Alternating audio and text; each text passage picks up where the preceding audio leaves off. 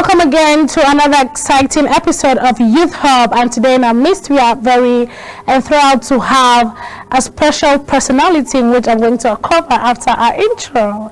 In a world where true leadership is defined by our service, our guest stands out to be a beacon of purpose and advocacy.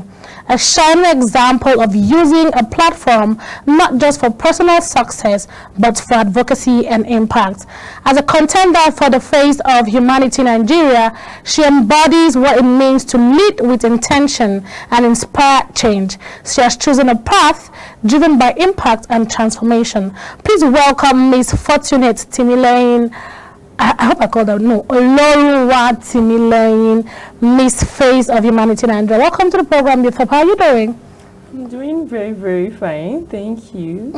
I mean, from your smiles, it really shows that you're living in your answered prayers. This should be one of your answered prayers, right? Yes, I mean. How hard did you pray? Very hard. So welcome to Youth Hub. Yeah, thank you. I know that you're a youth. And as a youth, we are really glad to have you speak to our audience about what it means to be into humanity, about what it means to serve people, because I believe that this opportunity and this place that you're holding is not just for the crown. It's about what you do for your people, the people looking up to you and every other thing. So let's start with your inspiration. What even inspired you to ever think of such beautiful place as Miss Face of Humanity Nigeria? Thank you very much. You look very, very gorgeous, by the way. Thank you. So what inspired... sorry, you too. You look very good too. Thank you. So what inspired me is the idea that women can be anything they want to be. In a world where women are constantly being boxed into a role where we're like seen as daughters, wives, sisters, but we're really seen as leaders, presidents, humanitarians. So I decided that, okay, I want to be in a leadership position where I can still be as feminine as I want to be, you know, where I get to dress up every day, where I get to look good, but I also get to use that platform to lead, to serve, and to show that women can be more than just constructive figures. Right. That's really beautiful because, you know, in the past, women were just seen as techno, a musician would say, in the other room and just in the kitchen where we just struggle to cook, go to the farm. But it's beautiful how women are beginning to embody different aspects of life, such as politics and, you know, etc., etc. So what does true service mean to you, and how do you see it making a difference in our society? Yeah. True service to me literally means understanding that we're not free until all of us are truly free. Okay. We live in a world where we've taken this mantra of as long as I'm fine, I'm good. But we're not free until everybody is truly free. Somebody somewhere has their right to education, right to good shelter, right to reproductive rights. A lot of rights are being infringed in so many places. And understanding that when we advocate for those people, we advocate for ourselves, because when one right is trampled on, it is just only a matter of time until your own right also is trampled on. So understand, true service to me means knowing that we have to fight for everyone as it means to fight for ourselves. Wow, that's really enlightening. True service means to fight for everyone, and we all are not free until every other person is free. Please take note of that particular, that's an adage that's coming straight from the Miss Humanity. She's giving us Shakespeare standard. Don't let that go. All right, thank you very much for that enlightenment. And you know, I believe your media rounds have been going on. You've been going to different media rounds. You've been showing and telling what it means to embody this crown, because it's not easy to come this far. So what specific cause are you passionate about, and how do you advocate for it? I'm a passionate advocate against every form of abuse. I like to sensitize and also advocate against every form of abuse. Yes, we cannot eradicate the ones that have happened, but we can actually seek justice for them. So I run an organization that has been seeking justice for the past 4 years, and I intend to use this my year of being Miss Face of Humanity Nigeria to further that cause, to end every form of abuse, especially ones that are perpetrated against women and children in Nigeria. Wow, that's really wonderful. You seem to really have a thing for women. And are you I know femininity is different from being a feminist, in which some people misunderstand what feminism is. So you are a feminist and you're really agitating for girl, child. I mean, it's beautiful how we can see young women do this, because a lot has been going on. Imagine in Yemen, a child of 8 years old was taken as a child bride, and that child was lost due to uterine rupture and a lot more. So if we have voices like you come on and speak more to people, or speak more to the younger girls, and of course the women that have been, like you said, we cannot change these things, but we can work towards getting a better one, right? Yes, we can get towards getting them justice, because justice is what we need to do to create succor for those that have been affected already. We cannot just say, oh, sorry for what has happened to you, but we can say, okay, sorry for what has happened to you. This is what we are going to do to the person that has done this to you, so that you know that we are behind you, we support you, we see you, we hear you, and it will not happen again. Wow, that's really interesting. I did not know how to do that, but I'm thinking I should be giving you a round of applause, because you spoke so well and you are smiling so elegantly. Can you smile again? So why did you choose to compete for Miss Face of Humanity Nigeria? What does it represent to you? I chose to compete for Miss Face of Humanity when I understood that the platform actually aligns with my goal. I wanted a platform that not just changes the narrative about beauty queens. Often in Nigeria, beauty queens are misunderstood as just being beautiful and just not using the platform to do anything. But I realized that the organization is more focused on the advocacy, what we do for the members of the community, what we do for the people of Nigeria. And I realized, okay, this is the best platform for me. So it means for me like a platform that's given me the chance to show Nigerians and the whole world what women could be, what feminists could be, what advocates could be. Really? Yes. So you're really advocating for the human rights, and I hope that your voice is really being heard enough, because I know it's not easy. Did you have times where you were fighting? What was your most fear competing? Because I mean, you must have seen other ladies, other beautiful ladies, other taller ladies. What was that thriving thing that made you feel like, okay, I'm definitely going to get this? Okay, for me, in the competition where you have women that are doing so well for themselves, engineers, people with PhD, and where you find people who are as beautiful as you are, every woman is beautiful. So you understand that there is no advantage, as people would call it, for you. But I realized that it wasn't a competition against other ladies, it was a competition against myself, where I tell myself I have to be better than I was yesterday, and hope that my true self is what the organization is looking for. Because most times it's not just that you are not enough for that platform, it's just that they might be looking for something different. So I'm very, very happy that there's something different they're looking for this time around. But it was a really tough competition. Oh wow, so you are really something different from what they were looking for, what the world thinks that they're looking for. Yes. Actually, you are. I mean, looking at that dazzling, beautiful black skin. Well, I don't know who's darker. Who is darker? Because I think I like dark skin. Melanin always comes true. Always popping. Yes. So how do you define leadership in your own terms? How do you intend to lead people with being the face of humanity? I mean, you know what it entails to be human.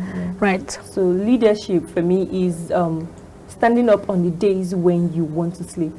It is working on the days when you're tired. It is giving on the days when you don't have. So leadership for me is serving even when you cannot serve, when you don't have the ability to serve. So how do you plan to lead others through your platform, Miss Face of Humanity in Nigeria? I intend to do a nationwide tour. I'm carrying on my project to the 36 states of Nigeria, and also like sharing all these programs on our social media, on Instagram, Facebook, YouTube, and other platforms that the organization has, and also reaching out, partnering with media houses and organizations so that we can actually tell the people of Nigeria what we're doing.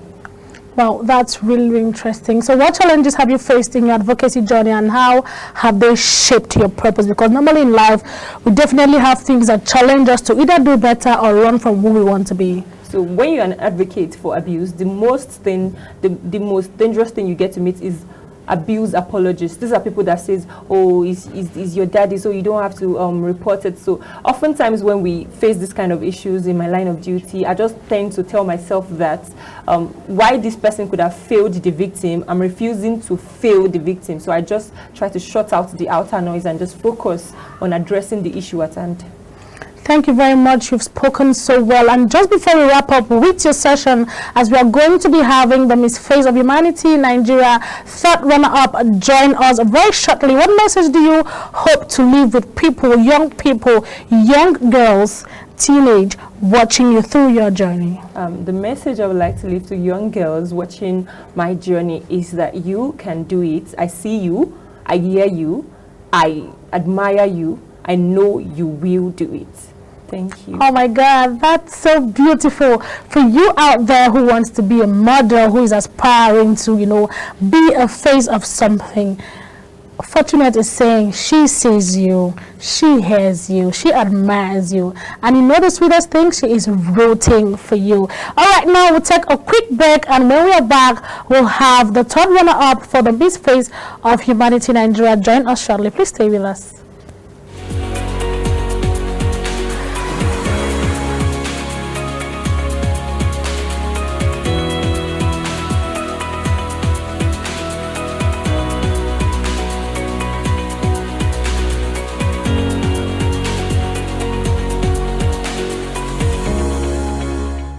Welcome back from that quick short break, and just in case you're joining us, we've been talking about humanity and service to the people, and joining us right now is Miss Lucy Ojite, who is a third runner-up for the Miss Face of Humanity in Nigeria. Welcome on the program, Lucy. How are you doing? I'm very well, thank you. I like the whole elegant, like you guys. I mean, the shoe and everything is so put together.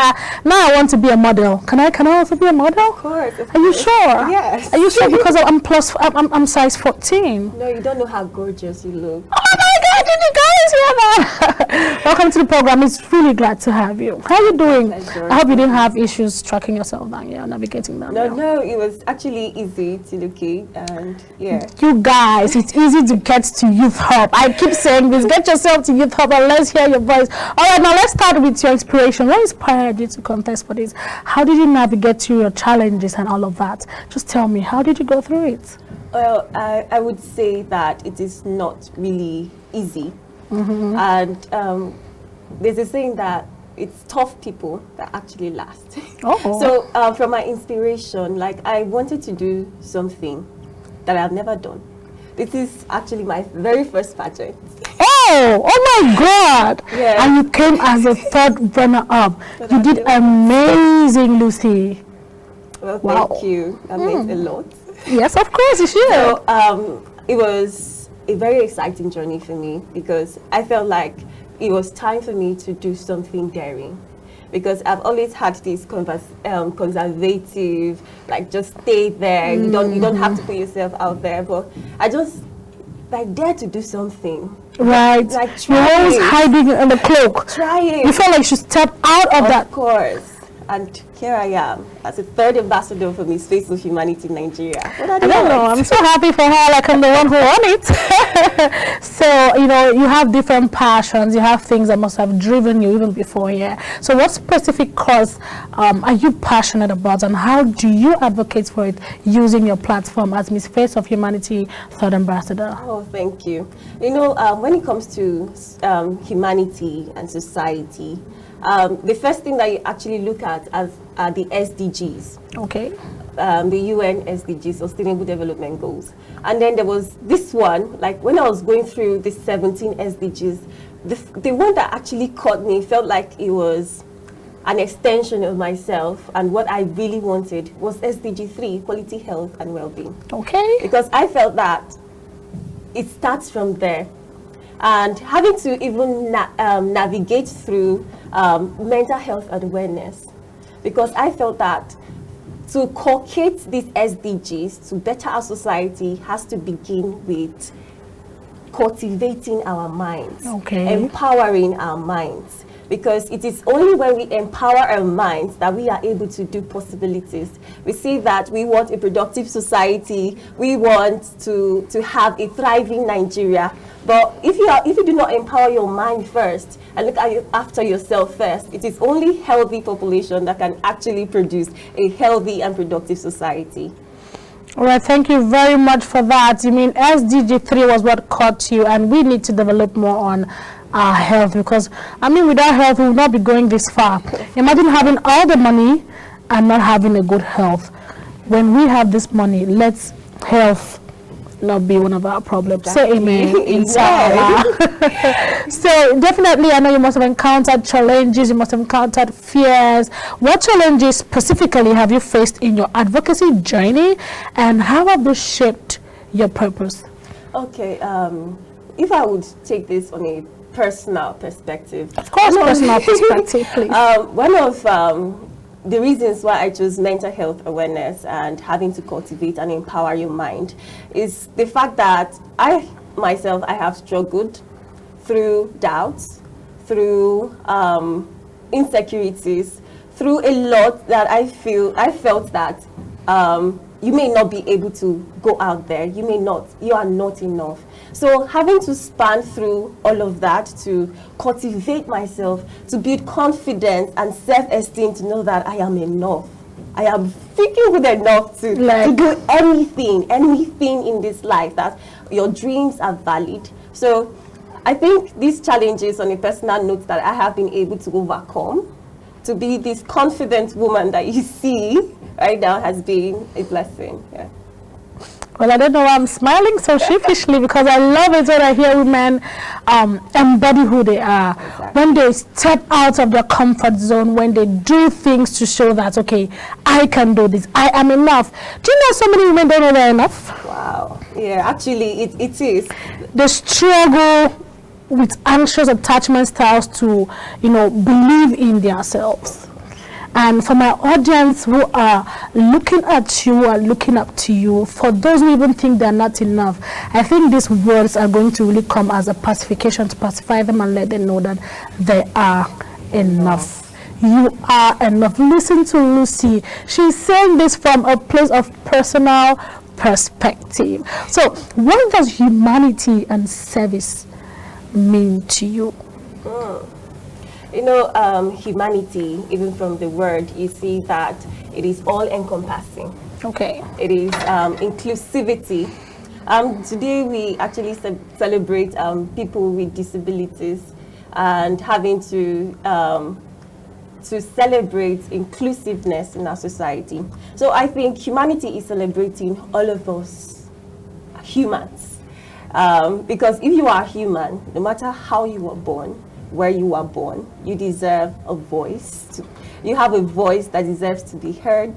Your opinions matter. All you have to offer to this beautiful world matters. And whether you are born with any disability, I really actually call them people with special abilities. Okay. Yes, so, of course, right? Yeah, because I think every other person is normal. They are just the ones who are special. Yeah, so like they can do what normal people cannot do. So humanity is celebrating this inclusiveness, is creating a better world that all of us can thrive together.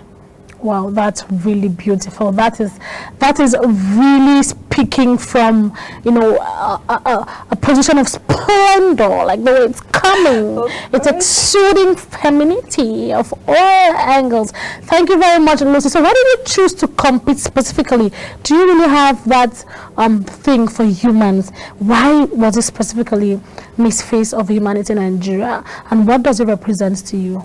Okay, I think it was because of this platform, Miss Face of Humanity, that actually inspired my pageant journey. Because Miss Face of Humanity has really this unique character, value system, that they value leadership, they value women empowerment, they value advocating for a better society. Okay. And it does not just end with charitable works that we do, having to collaborate with different parastatals, government and non-governmental agencies. Like this it encompasses all of humanity, empowering humanity, saving humanity, and also caring for humanity. So Miss Face of Humanity is it's actually, and one thing I really have enjoyed is the family value. Like before camp, you see that everyone is friendly and welcoming. They just set up this aura that it means you are coming into a family. Oh yeah. And that is actually really special. So you mean you had a seamless journey, which there was no reason for bad blood among the ladies, because No. ladies can be very dramatic. I mean, we are ladies. Well, I'm not dramatic. So you were seamless, and it was a nice journey for you. Yes, and actually one thing I was actually looking forward to was meeting these informed, powerful women, because we were having people that study engineering, PhD, Oh, really? yeah, lawyers, and Wow. media persons, and I felt like, okay, this would be an opportunity for me to learn from these women, to actually network. And I actually achieved that. Oh, really? Oh God, like they are the best. Well, kudos to all the women out there that help you put together such an interesting thing about it. They must have been really interesting and incited something really good to you and to all of you. I don't know how many you were, but I mean, for you and for Timmy Lane to have said this, it actually means that something really went down. There was good networking, there was good collaboration, there was this Yes, familyness, personal there was this growth. cordiality among you all. So now, you know, this is a platform. Yeah. This is a platform to you to showcase how human-like you can be and how you define leadership. So how do you define leadership, and how do you plan to use this platform to, you know, educate others on leadership? No, like there's this saying that stuck in my head, like a leader is not who thinks he's in charge, but it's someone that takes care of those in charge. It means that you take initiatives. It means that you are caring, and then you have one extraordinary character, which is service. It means that you would do on a regular what someone else would do only occasionally. So a leader is that person that actually takes charge to take care of others. Yeah. So are you saying that you're going to be a good leader with your platform? Do you promise us to lead well? Do you promise to make the younger girls looking at you look up to you for something tangible? I think from, like I always say, from a personal perspective, like I've always had this, there are sometimes I say some persons are just born to lead. Some persons have this natural ability to lead. Yeah. I have always, growing up, have had to do things for myself and actually have to inspire someone else to do it. And then I live on that principle that if I find someone who is below me or who is above me, let me see how I can inspire. Let me see how we can actually work together to achieve a common goal. Yeah. Wow, I really love that, because it's not easy to inspire people. Yeah. It's not easy to be someone that some other person is looking up to. So what advice would you give to your younger self if you had the chance, if you had someone who would advise you? What advice would you give to the person? Okay. So my younger self, Lucy Jr. Of course. Just keep working. Nobody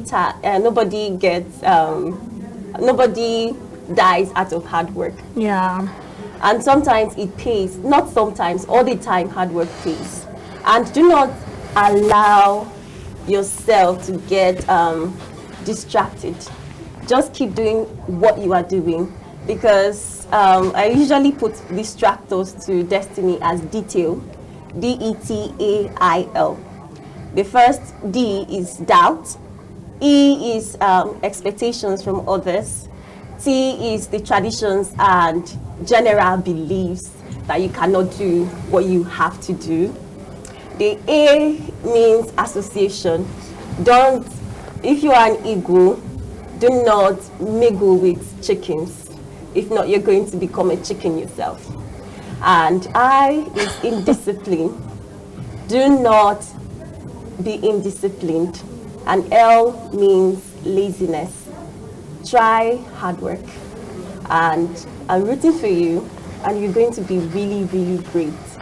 Thank you. Wow. I hope you had a pen and paper because this was amazing. I don't know, I didn't get all of that, but definitely she's going to get to me behind the scenes. BTS, please, I'm going to get all of that you just said. All right, quickly, that was really an interesting session with Lucy Ojiti. And let's play a quick game just before we round up from the session. Okay, so this game, you're going to tell me 2 truths and a lie about yourself, and let me get together. Okay, 2 truths and a lie. Okay. I am the firstborn. Okay. I like social media a lot. Okay. And the third one. The third one, I like plantain. So Well, yes. nobody ever hates plantain. If you hate plantain, you have a problem. If you hate plantain, you have a problem. You don't like social media, Lucy. I'm a magician. Oh, wait, let me not praise. Let me not hoot my horn. Did I get that? Okay. Okay. Like, if I would be totally honest. Okay. Tell me, let's hear. If I would be totally honest, that was 2 lies and 1 truth. When the player gets played. Gotcha. Okay, so which of them? Let's be real I'm now. not the firstborn. I'm lucky number 7. I'm lucky number 7, guys. Okay. Yes, and social media, not my thing either. I got it. You guys, I got it. I got it. No, we are working on it. I mean, work in progress. You know how I knew that? When you said you were a conservative person and you said so, I said, no, this one is my social media person. Okay, so would you rather do Christmas in Lagos or Christmas in New York? Wait, New York, where we have countdown. New York, please. Okay, I'm about to wrap on today's episode. Thank you so much for staying tuned with us. See you next time. Bye for now.